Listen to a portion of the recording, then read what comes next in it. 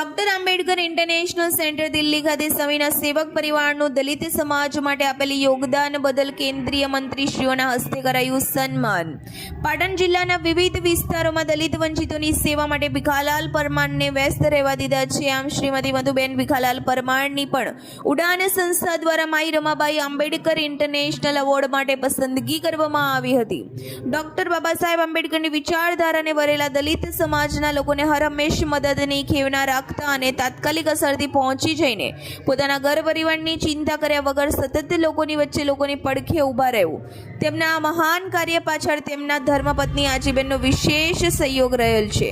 તેમના ધર્મપત્ની આજીબેન એ તેમના પતિ મોતીલાલ ખેંગારભાઈ પરમાર જેઓ સેવકના હુલામણા નામે વઢિયાર પંથક સહિત આ વિસ્તારમાં ઓળખાય છે. સમાજ વિકાસના કાર્ય માટે ખેત મજૂરી કરીને પણ ઘરની આર્થિક જવાબદારી સંભાળીને તેમના પતિને સતત સમાજ સેવા માટે વ્યસ્ત રાખ્યા હતા અને પોતાના બાળકોનું લાલન પોષણ તેમને કારમી મજૂરી કરીને કર્યું હતું. તેમણે તેમના દીકરા દીકરીઓના પાલનની સાથે તેમના એક દીકરાને ન્યાયાધીશ પણ બનાવેલ છે.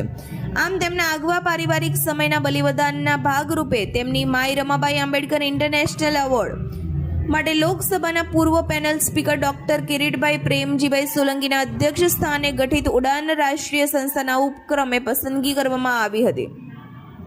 મોતીલાલ પરમારના જ્યેષ્ઠ પુત્ર ભીખાલાલ પરમાર પણ નાનપણથી પિતાની વંચિત લોકોના સહારે ઉતરીને જોખમી કામગીરી નિહાળીને પિતાને પગલે સમાજ સેવાના ક્ષેત્રમાં સતત વ્યસ્ત રહ્યા છે. સમી ખાતે ઝેરોક્ષ સેન્ટર ચલાવવાની સાથે પોતે દિવ્યાંગ હોવા છતાં પણ અનેક લોકોને અનેક મહામારીઓમાં અને તે સિવાયના દિવસોમાં સતત લોકોની વચ્ચે રહીને સમાજ સેવા કરી રહ્યા છે.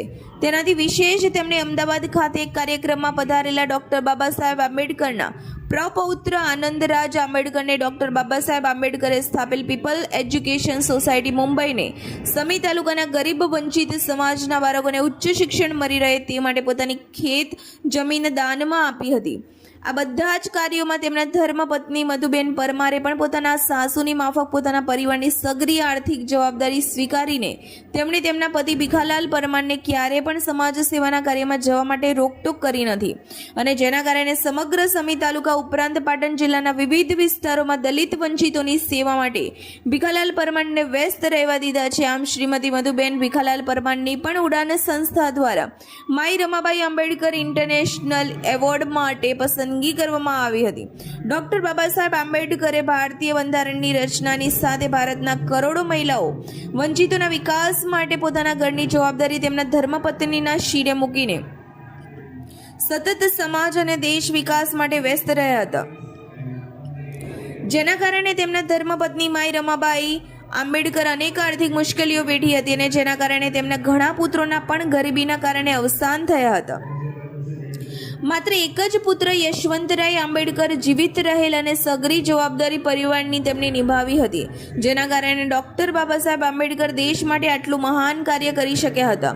આમ માઈ રમાબાઈ આંબેડકરની જેમ યોગદાન આપનાર અનુસૂચિત જાતિ, અનુસૂચિત જનજાતિ અને અન્ય નબળા વર્ગોની મહિલાઓને માઈ રમાબાઈ આંબેડકર એવોર્ડથી ભારત સરકારના કાયદા પ્રધાન શ્રી અર્જુન રામ મેઘવાલ, સંરક્ષણ પ્રધાન શ્રી સંજયસિંહ શેઠ, લોકસભા પેનલ સ્પીકર સંધ્યાજી રે, પૂર્વ સાંસદ અંજુ બાલાજી, બાબા સાહેબના પૌત્ર આનંદરાજ, પાર્લામેન્ટરી બોર્ડના પૂર્વ ચેરમેન ડોક્ટર કિરીટભાઈ સોલંકી સહિત મહાનુભાવોની ઉપસ્થિતિમાં સન્માનિત કરવામાં આવ્યા.